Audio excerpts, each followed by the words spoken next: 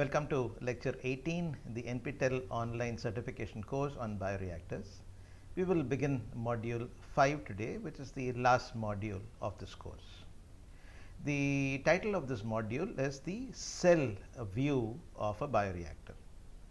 We have always maintained that the cells are the actual factories that produce the product in the bioreactor. They could be products themselves. Now, if you recall module 2, the title was two major outcomes of a bioreactor: the cells themselves, or what is known as the biomass, or the products that are made by cells or through enzyme reactions.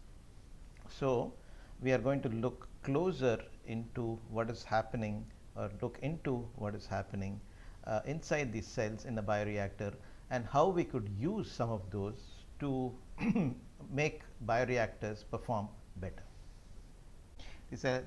Just to repeat that, the cells are the actual factories in the bioreactor, and any significant improvement needs to happen at the cell level, because that's the more fundamental level. Understanding anything from a fundamental level is always much better for guaranteed improvement, and that is what we are trying to do here. We will look at some approaches that target the cells in the bioreactor. In fact, I have a theme for this. We will first look at the cell as a black box. These stoichiometry aspects, black box, what is happening, what we could do. Then we will open a window into that black box and through the indicators of status of the cell. The status is quote unquote. There are many statuses that are talked about. We will look at some aspects of that. Then we look inside through the window. Maybe from other directions also, maybe we'll open up some doors also and look inside, and an example of that is metabolic flux analysis, and then try to modify things according to our needs, such as DNA modification, use of recombinant DNA technologies, and so on and so forth. We will just barely touch upon them because that's an entire field in itself, recombinant DNA technology. I will just talk about its relevance to improving the operation or the outcomes from a bioreactor. So that's going to be the theme of this particular module.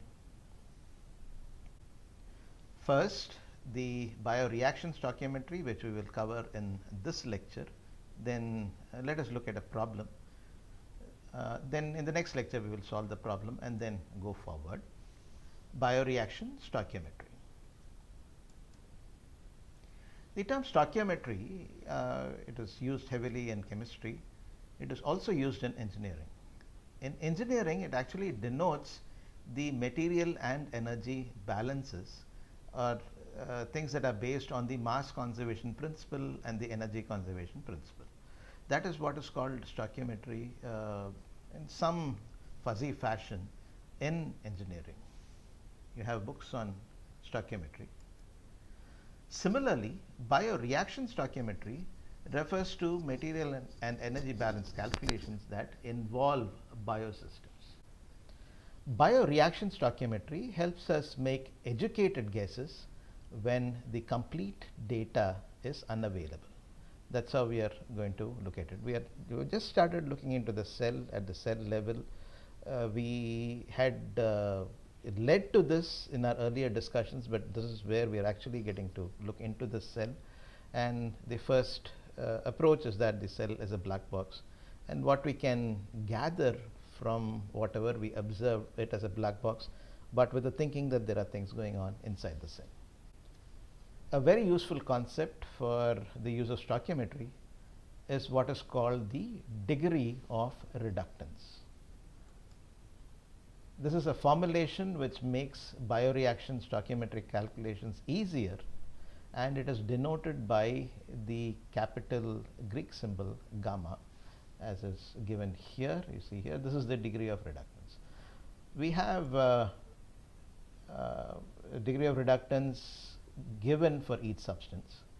As a first approximation, it can be understood as the number of electrons that a substance can donate. So it's reasonably a fundamental concept. It works at the electron level, electrons are conserved, and so you can do things there. So it is understood as the number of electrons that a substance can donate. This is only as a first approximation. This is not always valid. Okay, so it is more of a number that is assigned to a certain molecule. We'll see this. Thus, the number of electrons that oxygen can donate is -4. Okay, and O2 is -4, O is -2, carbon is +4, and nitrogen is -3. You know, it is the number of electrons that a substance can donate. And let us complete this and then come back to this particular aspect. Gamma of phosphorus is +5, gamma of sulfur is +6, gamma of CO2, this is +4C, this is -4O2. So we can just add the degree of reductances and arrive at the degree of reductance of a compound that is made up of these elements. So this is 0, and similarly H2O would turn out to be 0 here, because hydrogen is 1 and oxygen is -2. You have 2 of hydrogens and 1 of oxygen. That turns out to be 0. So the basic things are O, C, N, P, and S, and from that you can get oxygen, nitrogen, CO2, H2O, oxygen, CO2, H2O, and so on and so forth. Okay. So the negative value actually implies that the substance can accept electrons instead of donating them, and this is understood as the number of electrons that a substance can donate. That is the degree of reductance. Let us see what we can do with this concept. Before that, as was briefly mentioned earlier, the degree of reductance of any substance can be obtained by the algebraic addition of the degrees of reductance of its constituent elements. For example, even for a complex molecule such as a substrate, we had earlier looked at O2, H2O, CO2. Even if you have something like a carbohydrate here, CHAOB, the degree of reductance of the substrate is the degree of reductance of its constituent elements added together. Therefore, this says 1 carbon, 4 into 1, the degree of reductance of carbon is 4, therefore 4 into 1, plus the degree of reductance of hydrogen is 1, it has A atoms of hydrogen, so 1 into A, and the degree of reductance of O is -2, and the number of atoms is B, so -2 into B. So that will turn out to be whatever it is, 4 plus A minus 2B. And you can also think of a degree of reductance for cells. It is indicated as gamma X, and let us say that the cellular composition, people have determined cellular compositions. There are tables in one of your textbooks, Bailey and Orlis, which is from another paper actually, which gives you the compositions of the elemental compositions of various cells, and you'll find this to be approximately okay. The representative formula, chemical formula for cells is C, H, A, N, B, and O, C predominantly. So the degree of reductance of cells, or gamma X, would be 4 into 1 for carbon plus A into 1 for 1 into A for hydrogen, plus -3 for N into B, and plus -2 for O into C. So this would be the degree of reductance of the cells. This gamma X has been found to be about 4.2 for a wide variety of cells, and herein lies the strength of this method. This has been estimated, and similarly the parameters that we are going to look at chiefly, the chief parameters have been estimated for a wide variety of substances. These happen to fall within a very narrow range, and therefore if you take the average value of that range as a representative value, we can do first level calculations very easily and get insights into what is happening, which can in turn be used to improve the bioreactor performance. Therefore, in the absence of actual data, gamma of x equals 4.2 is a good first approximation. Let us look at the application of this, a couple of applications, and I will assign a problem. Let us consider a typical cell and product formation.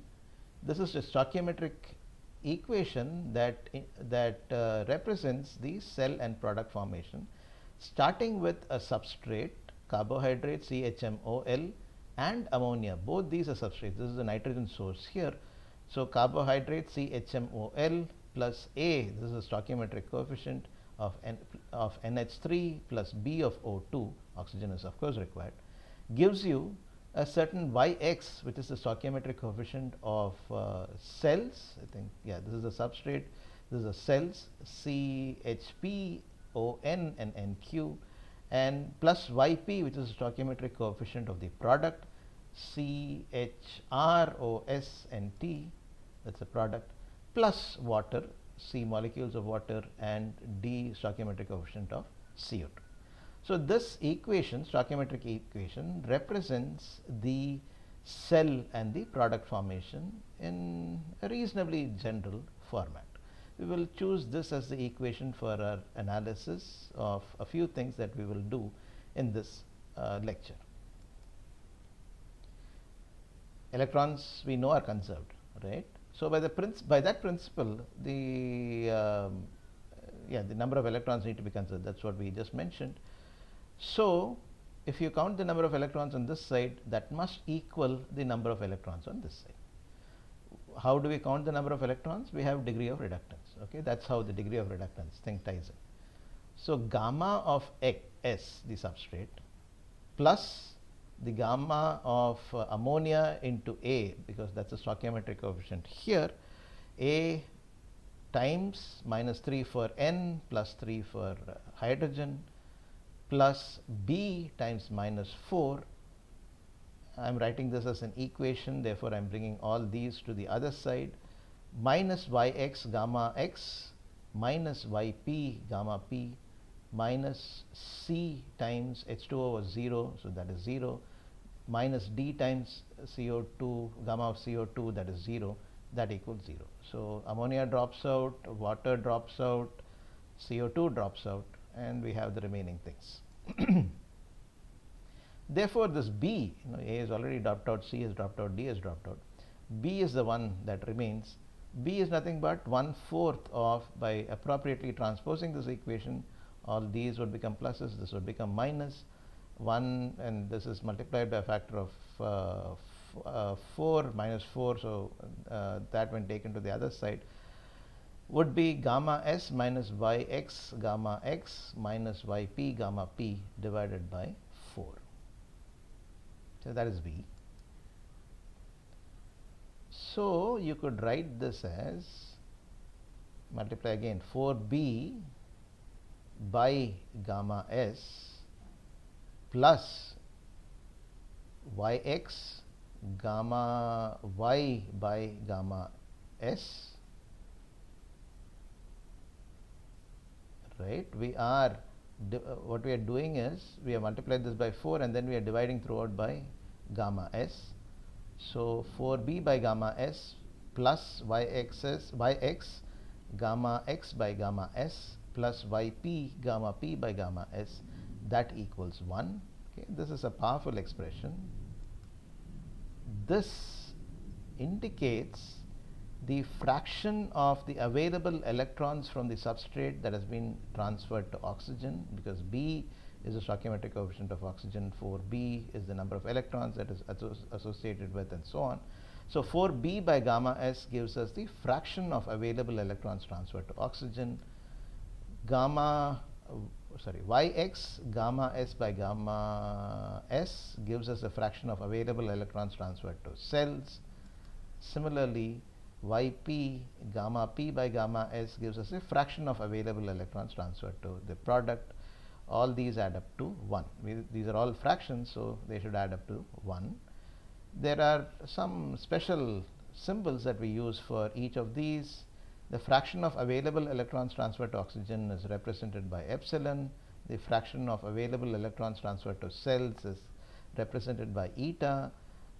the fraction of available electrons transferred to the product is psi, so epsilon plus eta plus psi is 1. So this is something that we can use. Now using these, let me show you how to estimate the heat that is generated from the cells in the bioreactor during growth. It is known, I said the power of this method comes because the rules of thumb values are known, right? So it is known that 27 kilocalories of heat are generated per mole of available electrons transferred to oxygen. That epsilon, the fraction of available electrons transferred to oxygen. For every mole of electron transferred to oxygen, 27 kilocalories of heat are generated. This is known. In our example, the equivalence of available electrons transferred to oxygen is 4b. Therefore, the heat generated is 27 times 4b kilocalories. From another angle, if the rate of oxygen consumption, say QO2 in moles per gram cell, is measured using a DO probe, if you process the DO data, you can get the oxygen consumption rate. The rate at which heat is generated can be estimated. Then it becomes powerful. Okay, once we know how much of heat is metabolically generated, we can a priori say what kind of a cooling design we need to look at. That's rather powerful. This will help us design cooling coils for obtaining the desired rate of cooling. If it's cooling, it's okay. You can use a coil because the temperature is not going to go down too much. It's not going to affect the cells. Whereas heating coils are not really used. Use a jacketed system. Similarly, a jacketed system can also be used for cooling, but cooling coils are also used. So the rate at which electron is transferred to oxygen is 4 times QO2 x into V.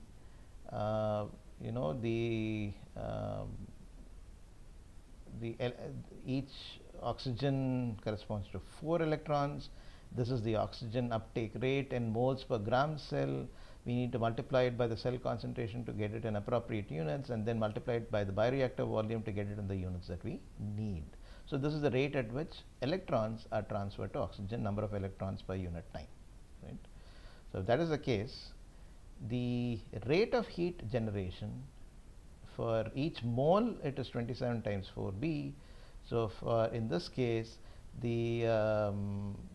for each mole it is 27 kilocalories.